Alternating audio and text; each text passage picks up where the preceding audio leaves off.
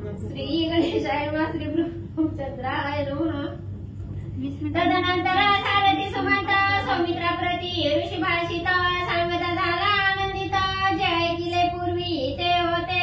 कथेचं अनुसंधान सुमंताची लक्ष्मणजीला सांगू लागले जे असणारा ऋषी भाकीत आहे किंवा दुर्वास ऋषीने जे काही गोष्ट सांगितलेली आहे दशरथ राजाच्या महालामध्ये वशिष्ठ महाराजापुढे तीच कथा खूप जुनी जुनाट ती गोष्ट सुमंत सांगतात ऐका। पूर्वी दुर्वासा महर्षी अत्रिपुत्र अनुसेच्या सुकुसी जन्म पावला तप सामर्थ्यसी तो दशरथ भेटीसी अयोध्येला।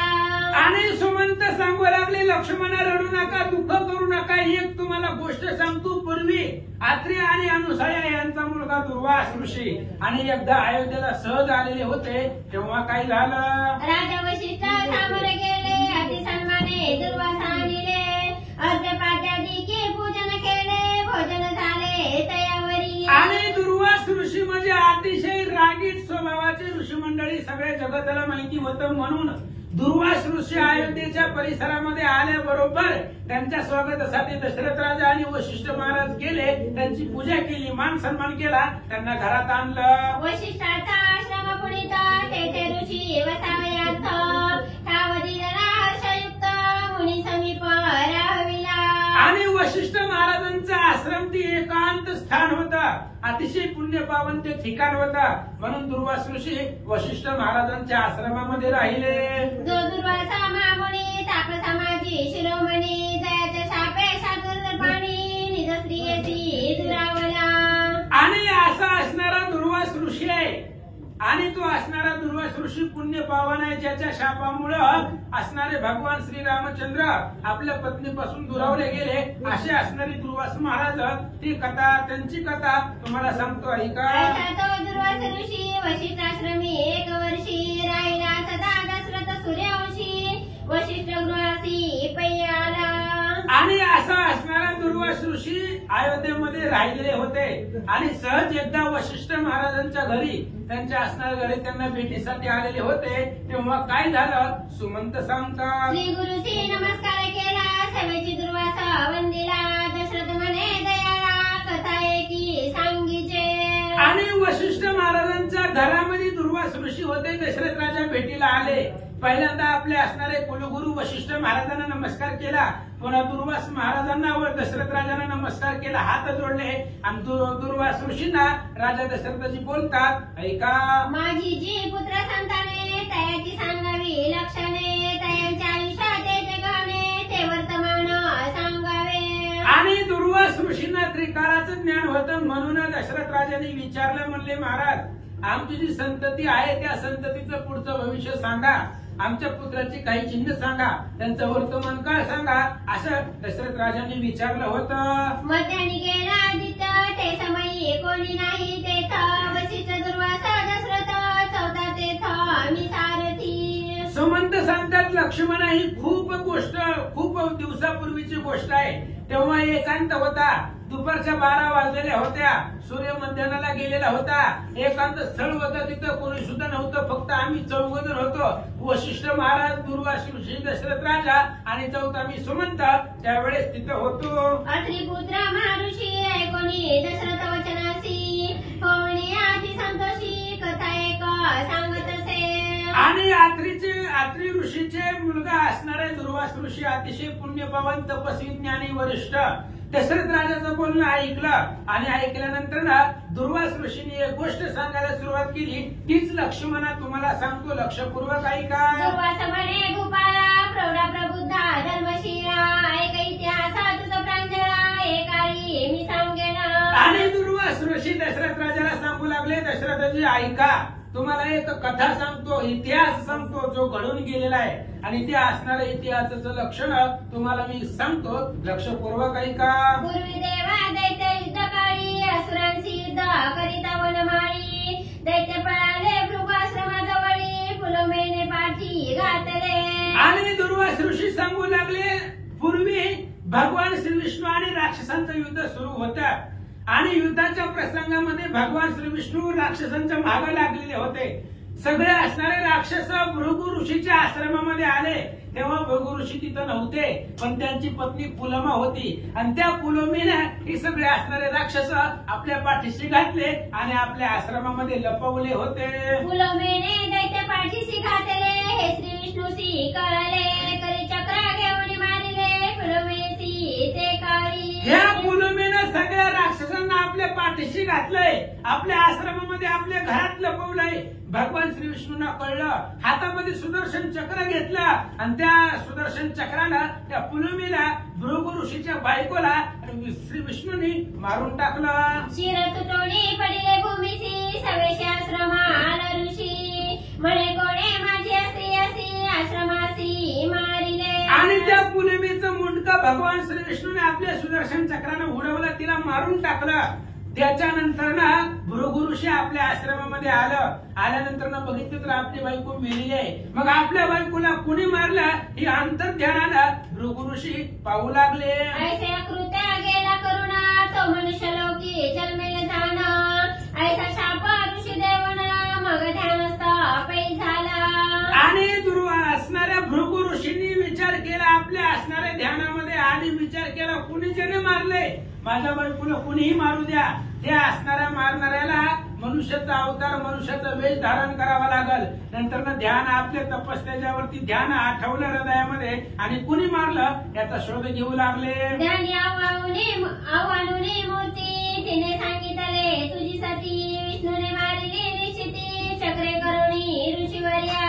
भृगु ऋषीने अंतःकरणामध्ये ध्यान सुरू केलं आणि ध्यान मूर्तीनं भृगु ऋषींना सांगितलं तुमची असणारी जी काही पत्नी पुलमा आहे त्या पुलमाला भगवान श्री विष्णूने सुदर्शन चक्रानं मारलं असं ध्यानानं भृगु ऋषींच्या लक्षात आलं. हरीने स्त्रियेसी मारिले, ऐसे ऋषी लागोनी कळले, पुनरपी शाप तया काळे, माहुता दुसरा पै दिदला.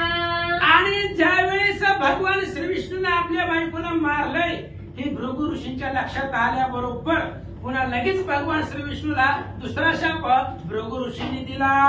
माझे स्त्री येते मज विवी घडिले, तोही ऐसेच पावेल कोणे काळे, ऐसे ऋषीच्या मुखे निघाले, वचन ते काळी. सुमंत लक्ष्मणाला सांगतात, लक्ष्मणा ते सिद्धीसाठी एवढं रडू नका. पूर्वी भगवान श्री विष्णूने त्या पुलमीला मारलं आणि भृगु ऋषीची आणि पुलमीची ताटातूट केली. तेच असणारा भृगु ऋषींनी शाप दिलेला आहे. आज जसं आम्ही पती पत्नी वेगळे झालो तसंच हे असणारा विष्णू आपल्या बायको पासून खूप वेगळा होईल, लांब होईल असा शाप भृगु ऋषींनी दिलेला आहे. सगळेचे ऋषी धर्मपरायण म्हणे मी शाप बदल तप वेचून, तरी आता करू विष्णू पूजन, जेणे भगवान संतोषे. आणि लगेच असणाऱ्या भृगु ऋषींनी विचार केला आपण शाप दिला, शाप देणं सुद्धा एवढं सोपं नाही. अनेक दिवस वर्ष केलेलं तप आहे, त्या तपाचं पुण्य एका सेकंदामध्ये घालवावं लागतं, तेव्हा तो शाप खरा होतो. एवढे अनेक वर्ष तप केलेलं सगळं पुण्य आपण खर्च केलंय. आता भगवान श्री विष्णूची पूजा करू, पुन्हा तप संपत्ती, पुन्हा तप करू, पुन्हा पुण्य जमा करू असं म्हणून आपल्या तपाला निघून गेले. षोडशोपचारी करुणी पूजा, ऋषी म्हणे जी गुरुण ध्वजा, तोऱ्यान्नय झाला माझा, जय तुझ म्या शापिले. आणि लगेच असणाऱ्या भगवान श्री विष्णूची मूर्ती तिची असणारी षोडशानं पूजा केली. 16 प्रकारचे असणारे पूजन भगवान श्री विष्णूची मूर्तीची पूजा केली. आणि ते असणाऱ्या भगवान श्री विष्णूला भृगु ऋषी बोलतात, भगवंता माझ्याकडून अन्याय झाला, ज्या अखिल कोटी ब्रह्मांडाचे नायक तुम्ही आहात आणि तुम्हाला मी शाप दिला असं भृगु ऋषी बोलतात.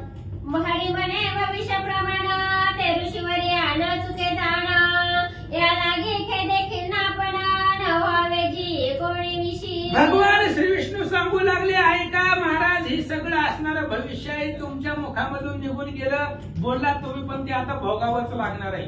शब्द प्रमाण आहे, भविष्य आहे ती प्रत्येक कोणालाही चुकत नाही, त्याच्यामुळे दुःख होण्याचं काही कारण नाही, मनामध्ये खेद करण्याचं कारण नाही. भगवान श्री विष्णू सांगतात, दुर्वास म्हणे राय दशरथा, ऐशी आहे असे पूर्व कथा, तो विष्णू तुझा पुत्र होणी तत्वता, श्रीराम रूपे अवतरला. आणि इकडं दुर्वास ऋषी राजा दशरथाला सांगतात, तूच तुझा मुलगा आहे. भगवान श्री विष्णू हाच तुमचा सुपुत्र श्रीराम नावाने अवतरित झाले, जन्म घेतलेला आहे असं दुर्वास ऋषींनी दशरथ राजाला सांगितलं होतं. श्री लक्ष्मी नारायण घेतले श्रीरामाचे नामाभिधान, पाठीचा शेषा तो लक्ष्मण भरत शत्रुघ्न तदंश. आणि दुर्वास ऋषी सांगू लागले ऐका दशरथजी तेच लक्ष्मी नारायण भगवान श्री विष्णू आणि लक्ष्मी हेच असणारा राम आणि सीता या नावाने अवतार घेतलेला आहे, जन्म घेतलेला आहे. आणि शेष असणारा जो पाठीचा शेष आहे तो लक्ष्मण आहे, हातामध्ये सुदर्शन चक्र आहे तो भरत आहे आणि भगवान श्री विष्णूच्या हातातला शंख म्हणजे शत्रुघ्न आहे असं दुर्वास ऋषी सांगतात. 10 सहस्र वर्षावरी राज्य करीला अयोध्या नगरी तयाची भार्या रावण वैरी दंडकारण्य हरिला. 10,000 वर्ष रामचंद्र अयोध्येचं राज्य करतील, वनवासाला जातील. वनवासाला गेल्यानंतर ना रामचंद्राची पत्नी रावण घेऊन जाईल हे भविष्य दुर्वास ऋषी सांगू लागले. पुनरपिवना जाईला दोघा पुत्रा जन्मविला अयोध्येचे राज्य करीला सत्यजान राजेंद्र. ऐका दशरथ राजा ऐका तुमच्या मुलाचं भविष्य सांगतोय. वनवासामधून आल्यानंतर पुन्हा सीता एकटी वनवासाला जाईल. वनवासाला गेल्यानंतर त्या वनवासामध्ये सीतेला 2 मुलं होतील आणि पुन्हा रामचंद्र सीता 2 सुपुत्र मिळून पुन्हा अयोध्येचं राज्य करतील असं दुर्वास ऋषी सांगतात. ऐसे तुझ्या पुत्राचे कथना दशरथा होईल सत्य जाणा कोणाला सांगावे वचन हृदय गुप्त राखावे. आणि असं तुमच्या मुलाचं कथन आहे, तुमच्या मुलाची गोष्ट आहे दशरथा ही हृदयामध्ये गुप्त ठेवा, ही कोणालाही बाहेर सांगू नका. इथं आपण 4 जण हे आपल्या 4घाच्याच मनामध्ये राहिला पाहिजे असं दुर्वास ऋषी सांगतात. ऐसी सौमित्रा पूर्व कथा ऋषीमुखी ऐकेली तत्वता निरूपली तुझा आता शोक शमना आकारले. लक्ष्मी म्हणजे तुम्ही लय रडायला लागलेला होता म्हणून तुम्हाला एक गोष्ट सांगितली, सांगणार नव्हतं पण लयच रडायला लागला, तुम्ही दुःख करायला लागला म्हणून तुम्हाला सांगितली. आता तुम्ही तुमच्या मनामध्ये ठेवा, दुसरं कोणालाही सांगू नका असं सुमंत लक्ष्मणाला बोलतात. ऐसे पूर्व कथना सारथी मुखे ऐकोना शोक सोडणी लक्ष्मणा मार्गक्रमिता पै झाला. आणि अशा प्रकारचं असणारं पूर्व कथन म्हणजे हे सगळं नियोजन करूनच केलेलं हे लक्ष्मणाच्या लक्षामध्ये आलं. आल्यानंतर रडायचं बंद केलं, दुःख सोडून दिलं. सुमंताच्या बोलण्यावर लक्ष्मणजीला आनंद वाटला आणि रथ घेऊन अयोध्येच्या दिशेने निघाले.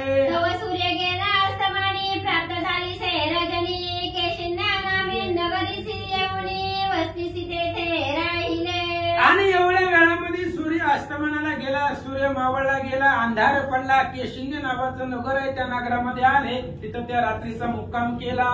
केशिन्य क्रमणी रजनी प्रभात होताचा दोघे जणी रथारूढ होणी अयोध्या भवनी प्रवेशले. केशिन्य नावाच्या नगरीमध्ये तेवढे असणारी रात्र त्यांनी क्रमवली. तिथं असणारी रात्र झाल्यानंतर सूर्य उदय पावला. सूर्य उजळल्याबरोबर सुमंत आणि लक्ष्मण रथामध्ये बसले आणि अयोध्येच्या दिशेने निघाले. एका विनवी जनार्दना पुढील गोड निरूपणा संवाद होईला श्रीराम लक्ष्मणा तो सावध श्रोते ऐकी. ग्रंथकर्ते गावकर काका एकनाथ महाराजांना जनार्दन स्वामींना शरण जाऊन सांगतात पुढच्या असणाऱ्या कथेमध्ये पुढच्या अध्यायामध्ये लक्ष्मण आणि श्रीरामचंद्र ह्या दोघांचा संवाद होईल.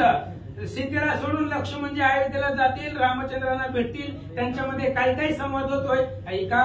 सती श्रीमद रामायणे उत्तरकांडे एकाकार टिकाया लक्ष्मण सारथी संवाद नाम 1:50 गोडा श्रीकृष्ण कुंडली गोवर्धन विठ्ठल श्री ज्ञानदेव